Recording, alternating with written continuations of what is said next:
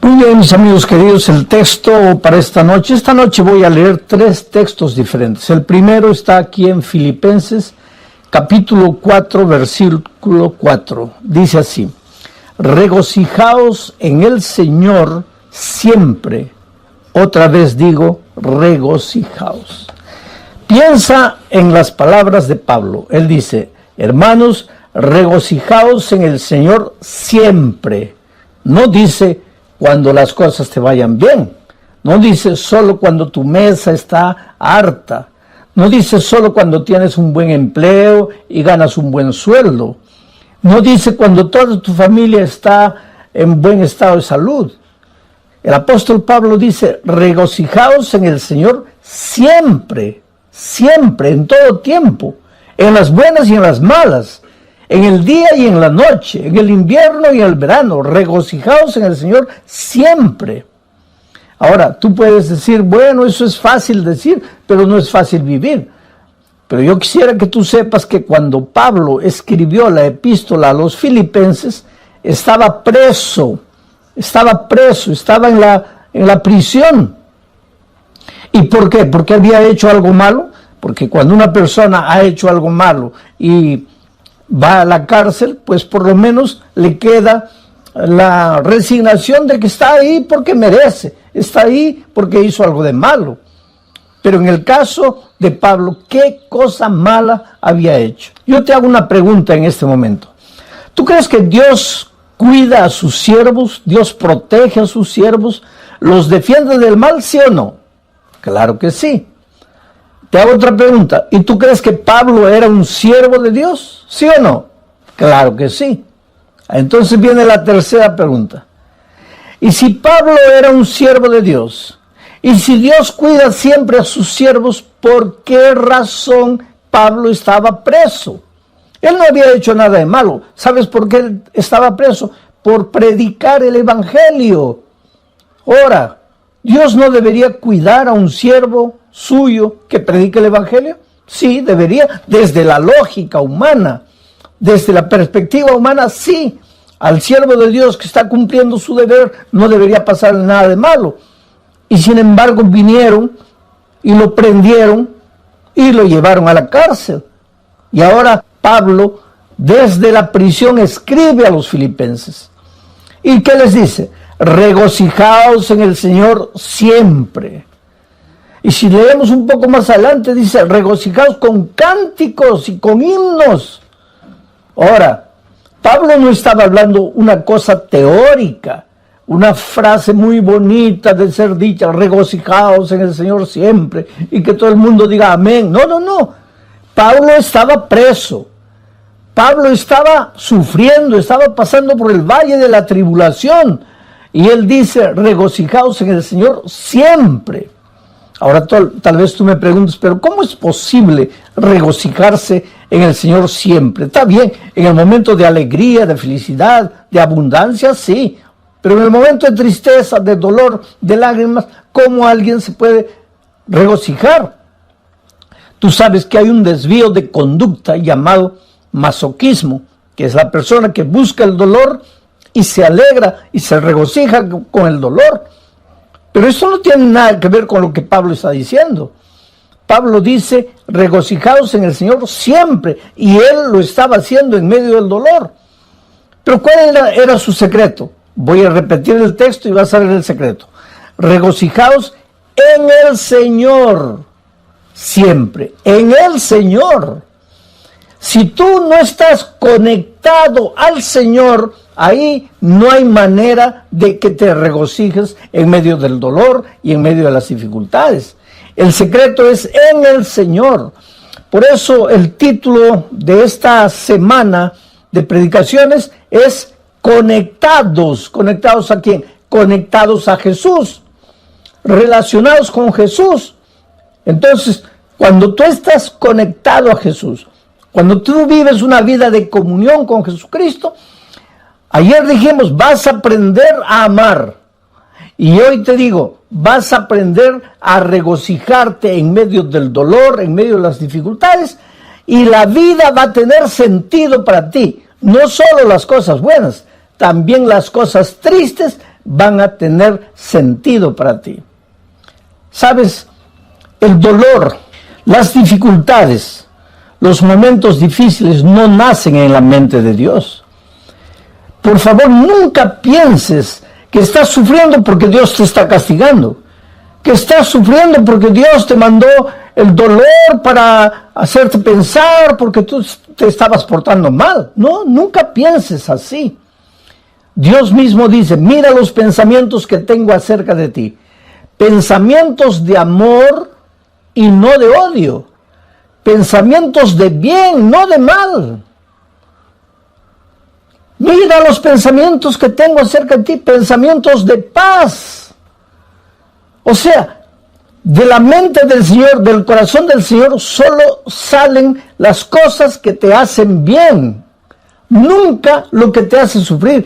El sufrimiento y el dolor no nació en Dios, nació en el corazón del diablo. Y cuando el diablo te hace sufrir, él te hace sufrir para llevarte a entender mal el dolor y a maldecir a Dios en lugar de maldecir al diablo. Si tú lees todo el libro de Job, yo le digo al libro de Job que es el compendio de la teología del dolor, o sea, tú tienes que estudiar el libro de Job para entender el misterio del dolor. Tú vas a ver ahí que el diablo se presenta un día a Dios y le dice, Señor, ¿has visto ahí? Dios le dice, ¿has visto a mi hijo Job, un hombre perfecto, bueno, temeroso de mí? Y el diablo le dice, claro, pues tú le das todo, le das una bella familia, le das hacienda, le das ganado, le das dinero, así cualquiera te sirve. Ahora, quítale todo eso para que veas que él te va a maldecir. Mira lo que el diablo dice, quítale todo eso. Pero Dios no quita nada. Dios jamás te va a quitar lo que te hace bien. Si Dios te quita, te va a quitar el pecado, la miseria, el vicio, lo que te destruye, lo que arruina tu vida, lo que malogra tu familia. Dios te va a quitar eso, pero Dios nunca te va a quitar lo que te hace bien. Es el diablo que te quita, porque si tú continúas leyendo el relato de Job, vas a ver que el diablo es el que le trae maldición, le trae el dolor, le trae enfermedad, le trae todo a Job, pero con un propósito, hacer que Job se rebele contra Dios y que piense que quien lo está haciendo sufrir es Dios y se revolte contra Dios. La propia esposa de Job habla palabras que fueron colocadas por el diablo en sus labios y le dice a Job, ¿por qué no maldices a Dios y mueres? Ya estás sufriendo tanto, ¿por qué no maldices a Dios y mueres? Ella no estaba hablando palabras de ella estaba hablando las palabras del enemigo, porque es el enemigo que te hace sufrir, es el enemigo que te trae dolor, y para traerte dolor muchas veces se sirve de tus propias actitudes, de tus propias decisiones equivocadas, porque el diablo no te echa el licor a la boca a la fuerza, tú es que tomas. El diablo se sirve de ti mismo, de tus errores, de tus desvíos, de tus elecciones equivocadas. ¿Para qué? Para traerte dolor a ti mismo. ¿Y para qué? Para que pienses que Dios te está castigando. ¿Y para qué? Para que te alejes de Dios definitivamente y para que digas que Dios no te ama.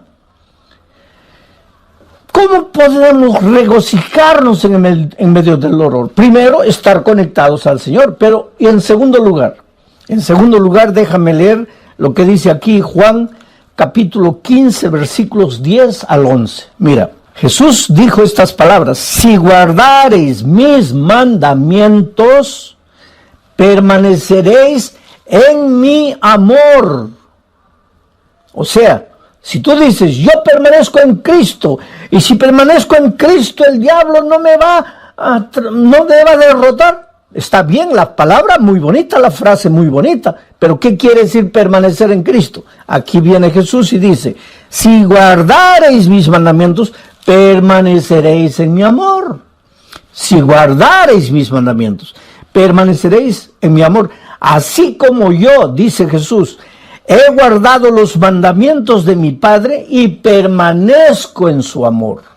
Y después el versículo 11 dice, estas cosas os he escrito para que mi gozo, mi alegría, mi regocijo esté en vosotros y vuestro gozo sea cumplido. Aquí está el secreto. ¿Quieres tener la capacidad de alegrarte en las buenas y en las malas? ¿Quieres saber regocijarte, aprender a regocijarte en medio del dolor, en medio de las lágrimas? Hasta cuando un hijo tuyo se enferma, hasta cuando un hijo tuyo muere, aunque pierdas el empleo, ¿quieres encontrar gozo en esos momentos? Yo no digo que vas a levantar las manos al cielo y decir, Señor, muchas gracias porque he perdido el empleo. Muchas gracias porque mi hijo ha muerto. No vas a decir eso. Claro que vas a sufrir, claro que vas a llorar. Pero no te vas a desesperar porque en medio de todo eso vas a sentir paz en tu corazón. Regocijo, la alegría, el gozo de saber que Cristo está a tu lado, aunque no lo puedas tocar, aunque no lo puedas ver.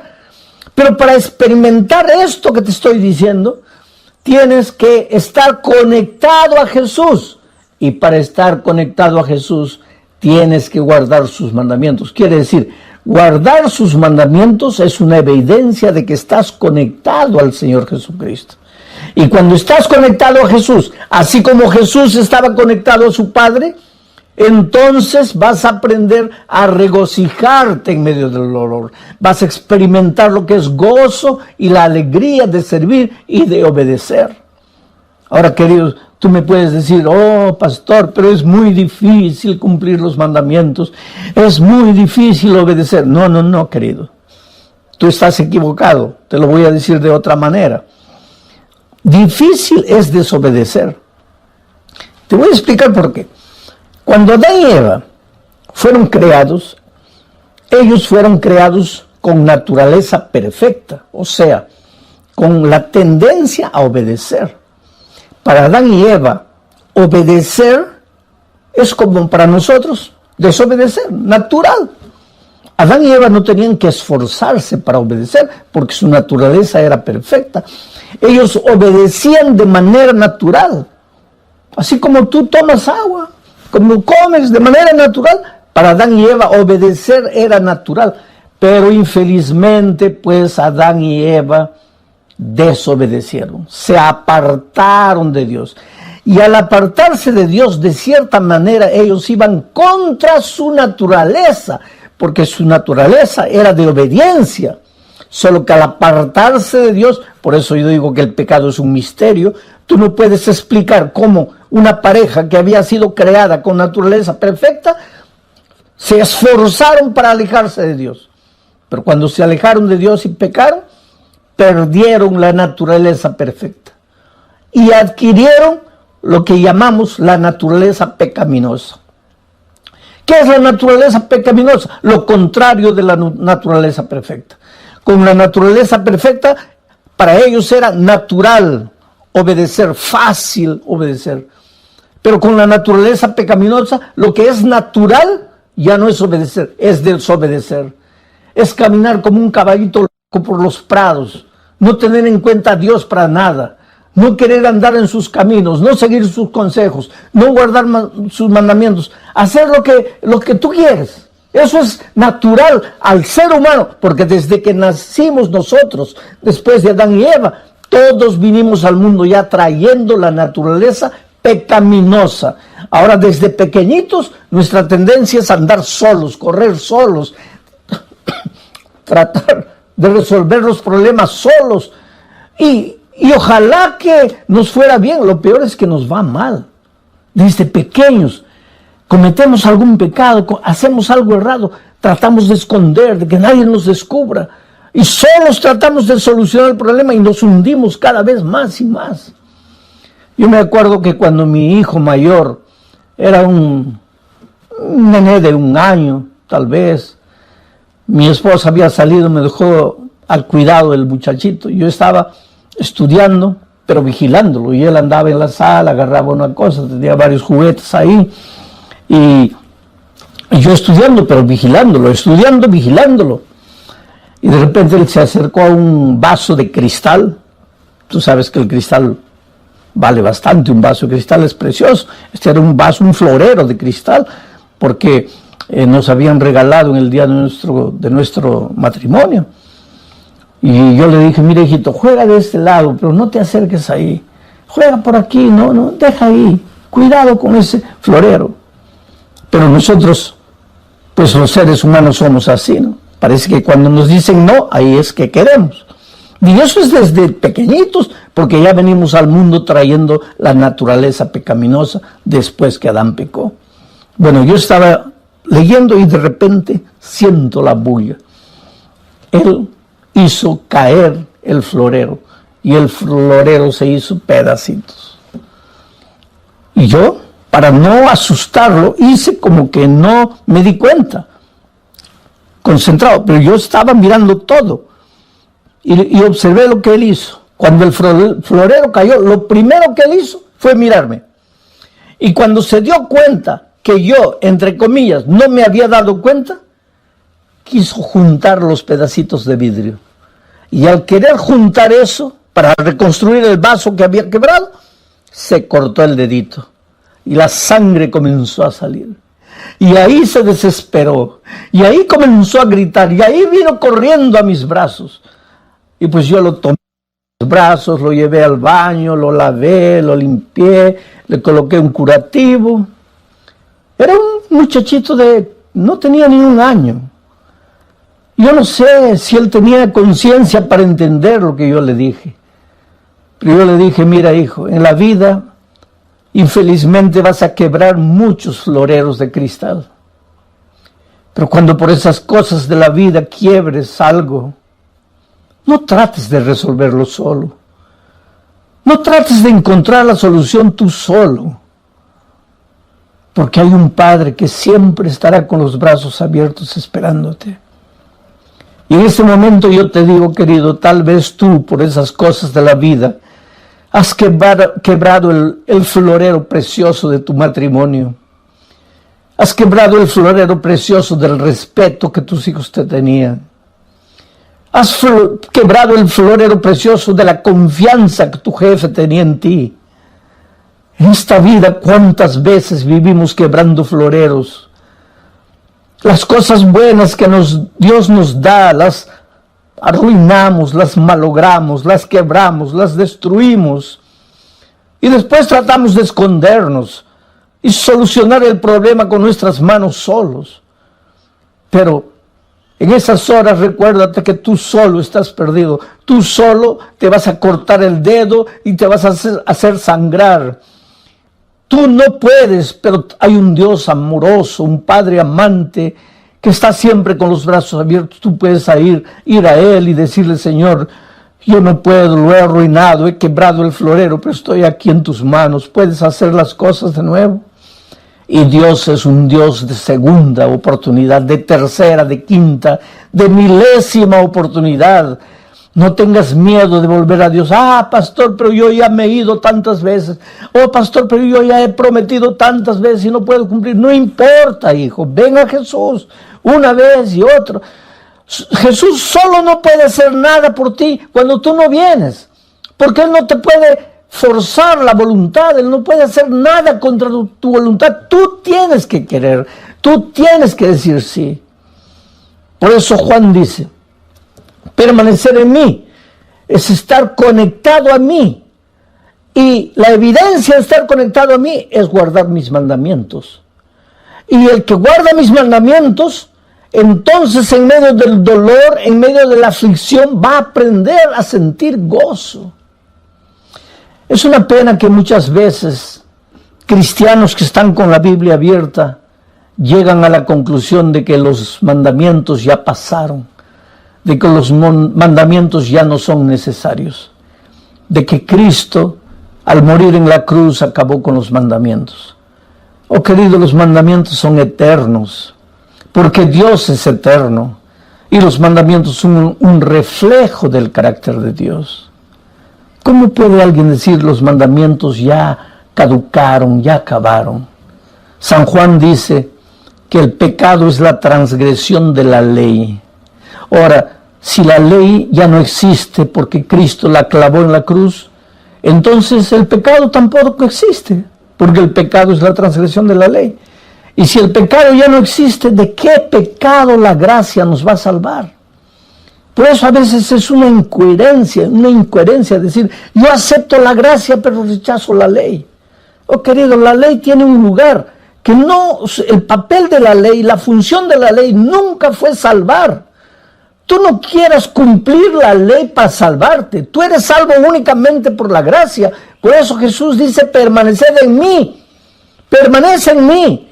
No dice permanece en la ley, dice permanece en mí. Pero ¿cuál es la evidencia de que permaneces en mí? Que guardas los mandamientos. No que los mandamientos te salvan, sino que Cristo te salva. Tienes que ir a Él, entregarte a Él, vivir por Él. Por la fe rechazó. Ahora escucha lo que dice el siguiente versículo. Escogiendo antes ser maltratado con el pueblo de Dios que gozar de los deleites temporales del pecado. O sea, Moisés, por la fe, tuvo que tomar una decisión. En un momento de la vida, él encontró dos caminos. Primer camino, ser maltratado con el pueblo de Dios. Camino de dolor, camino de rechazo, camino de sufrimiento, sí. Porque cuando tú decides seguir a Jesús, tú vas a ver que hasta tus mejores amigos, hasta tus familiares más queridos, te van a volver las espaldas, te van a criticar, se van a burlar de ti. Muchos te van a abandonar. Yo conozco jóvenes que han sido expulsados de su casa porque aceptaron a Jesucristo. Yo conozco la historia de una niña que cayó en la prostitución, en la drogadicción, vivía una vida completamente perdida. Los padres sufrían porque sabían la vida que la hija perdía, pero no podían hacer nada para ayudarla, hasta que un día, en medio de la miseria que esa niña vivía, fue alcanzada por el Evangelio y aceptó a Jesucristo, y Jesús la salvó, y Jesús la lavó, y Jesús la restauró, y esa muchacha dejó de usar drogas, dejó de la vida promiscua que vivía, y cuando llegó diciembre decidió volver a la casa de sus padres para darles, según ella, el más grande regalo. Decirles, papá, ustedes, mamá, ustedes han llorado, han sufrido por mí, pero yo quiero decirles que ya no necesitan sufrir. Y eso es lo que pasó. Ella viajó a la casa de los padres y les dijo, papá, mamá, me he encontrado con Jesús, Jesús cambió mi vida, ya no uso más drogas, he abandonado esa vida, he venido aquí y quiero continuar estudiando. Y la madre la miró y le dijo, ¿qué cosa? ¿Has aceptado a Jesús? Sí. Esa expresión es de los protestantes. No me vas a decir que tú te has vuelto protestante. No me vas a decir que tú has negado la religión de tus padres, de tus abuelos, de tus bisabuelos. Y la niña llorando le dijo, mamá, yo no te estoy hablando de religión, yo te estoy hablando de la vida que yo vivía. Tú sabías la vida que yo vivía. Jesús me encontró, me perdonó, me restauró, me salvó. Yo te estoy hablando de mi vida. ¿Y sabes lo que la madre le dijo? Hija, yo te preferiría drogadicta, viviendo la vida perdida que vivías, que traicionando a tu iglesia y a la religión de tus padres. Y esa niña me escribió una carta. Y en esa carta ella lloraba y decía, oh pastor, yo pensé que mis padres se iban a alegrar, mas ellos se pusieron tristes porque acepté a Jesucristo. Pues Moisés en un momento de su vida tuvo que escoger entre esos dos caminos. El camino del sufrimiento, del rechazo, del dolor por aceptar a Jesús. O el camino de la alegría de este mundo, el placer de este mundo, el placer del pecado. Y por la fe, Moisés escogió seguir a Jesús. Aunque eso implicase dolor circunstancial, pero él había aprendido también a regocijarse en medio del dolor por causa de Cristo. Prefería eso que el gozo que el mundo da, el gozo que el pecado te da. Porque ¿qué pasa? ¿Qué cosa es el gozo de este mundo? Una noche de fiesta, de borrachera, con una mujer, con otra mujer, y al día siguiente te duele la cabeza, la conciencia te pasa, te sientes culpable. ¿Qué gozo es ese? El Señor Jesucristo te llama de ese terreno y te lleva al terreno que te conduce a la vida eterna, al camino que te conduce a la vida eterna.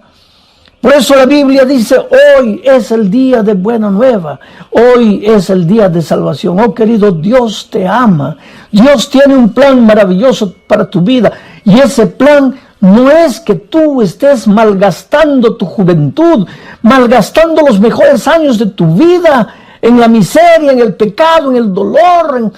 No, yo sé que el pecado te proporciona un gozo pasajero, temporal, pero el Señor Jesucristo te ofrece la vida eterna. Y otra cosa, no es solo la vida eterna en el cielo, porque el otro día alguien me dice, pastor, yo prefiero gozar, disfrutar en este mundo, porque eso de la vida eterna, yo no sé si llegará o no llegará. Pero es que Jesús no solo te ofrece el gozo y alegría en la vida eterna, sino que cuando tú aceptas a Jesucristo en esta tierra, tu vida cambia, tu hogar se vuelve más feliz. Lo que tus manos consiguen trabajando, el poco dinero que recibes, se multiplica.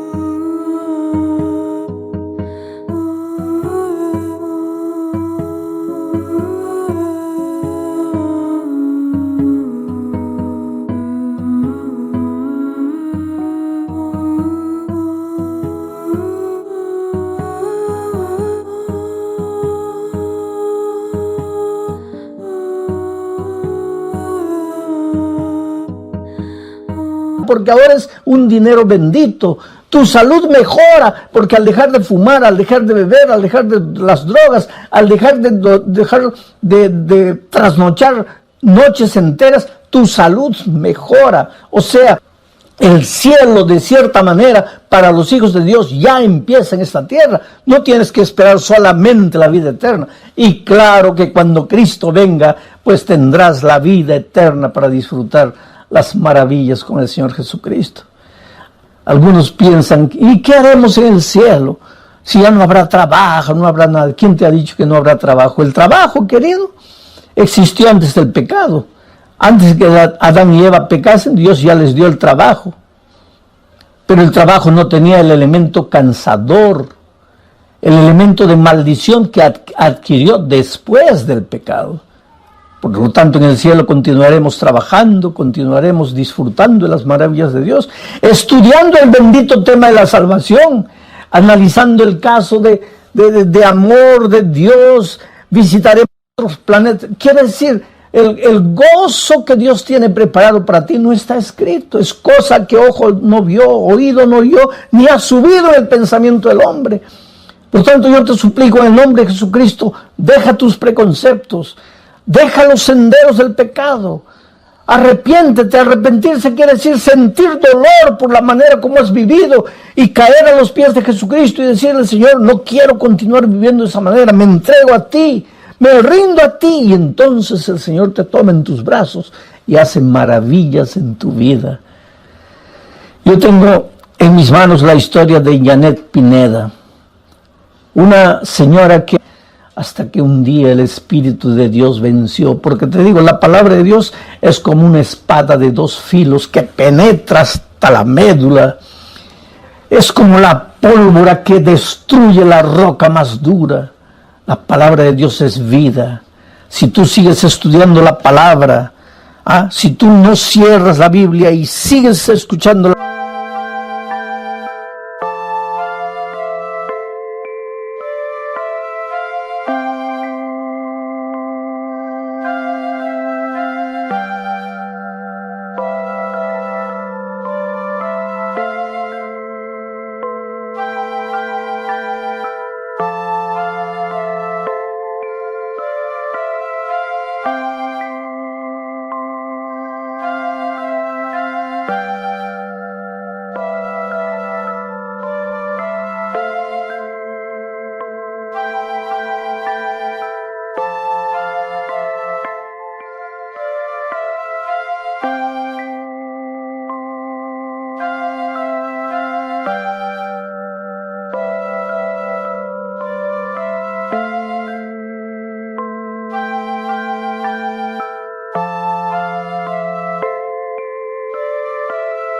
la voz de Dios, llega un momento en que tú no le puedes decir más no al Espíritu de Dios.